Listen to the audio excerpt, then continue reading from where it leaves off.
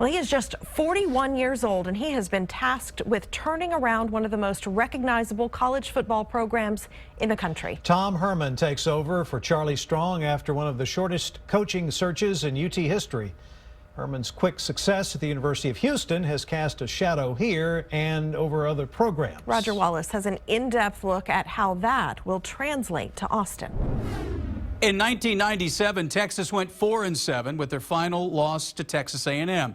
The next day, John Mackovic was fired and Mack Brown was later hired from North Carolina. There's so many keys to Tom Herman's immediate success at Texas. So after 3 straight losing seasons, we look at 3 of them. His vision, recruiting, not just for the future, but his current team. They're going through this coaching change. A staff. So much of success in college football is about the coaching staff as well as the head coach. We do start with his vision for the program.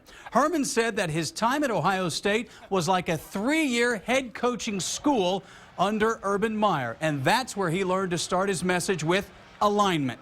The expectations and the management of the program has to be aligned because they're just getting hit left and right with all these messages. And so from your assistant coaches to your strength staff to your support staff to your training room to the athletic director to the academic people, the expectations, it can't be okay to show up 2 minutes late for a tutor but not be okay to show up 2 minutes late for a position meeting. And so you have to be aligned in everything that you do, or else kids oftentimes have a way of going off the reservation a little bit.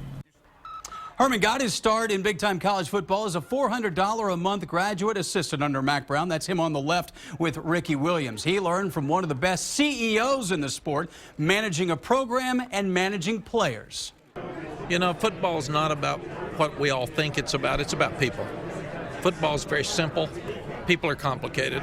And what you got to do is take all the complicated people and get them in one room and make them all play better than they can, make them all feel good about themselves, make them earn the right, and then you got to figure out who to hand it to and who to pitch it to and how many ways to get it to them and how to line up on defense, and that's much easier than getting the guys in order. But if they trust you and they believe in you, the rest of it works.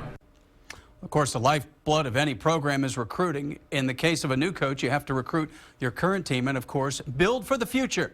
Here's Andrew Snicker. Recruiting, the make-or-break business of college football success. Around the country, top high school talents are looking for consistency, something Texas hasn't had. It's definitely difficult with the coaching change. Guys are kind of skeptical, like, am I going to like this guy? But I think in the long run, they're going to see the positive effects of the coaching change. With signing day 2 months away, Herman has to make up ground in a short amount of time.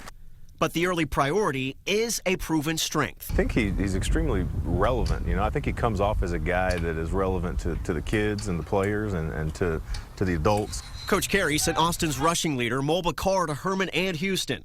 Meeting the new Texas coach, Carey saw the connection that wins recruits. People think that that's cliche to talk about fit. It just isn't. You know, these are real people. He's a real human being that has a history and that has friendships and that has connections, and those things matter a lot. It also doesn't hurt Herman to have the big name backing.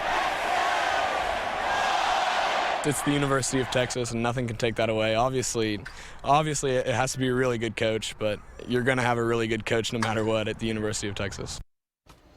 And third, the coaching staff. That means a strength staff. They spend the most time with players, and the actual on-the-field coaching staff. For that, here's Chris Tavares.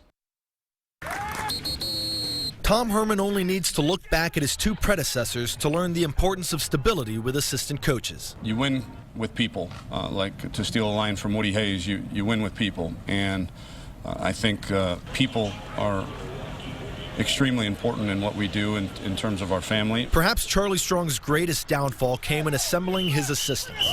Of the original 9 coaches Strong hired on his first staff, only one, Brian Jean-Marie, lasted all 3 years in his same role.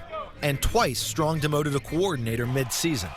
Compare that with Mack Brown, who only went through 1 major coaching shakeup in his 16 years at Texas. Well, I think I'm the right guy because I surround myself with great people. We wouldn't be able to do the things that we've done at the University of Houston without a great staff. And by that I mean the 9 assistants, the strength staff, support staff, and everybody around our program. Less than a week on the job, and Herman's already hired 4 assistants, all of whom were with him at Houston, including Oscar Giles, who spent a total of 10 years coaching at Texas under Brown. Now, the biggest hires are the coordinators. Both of his coordinators at Houston are still there coaching in the bowl game and will both interview for the head coaching job, including offensive coordinator Major Applewhite, former Longhorn player and assistant coach, and defensive coordinator Todd Orlando. Now, Orlando may have a leg up on Applewhite since he's already been named interim head coach for their bowl game.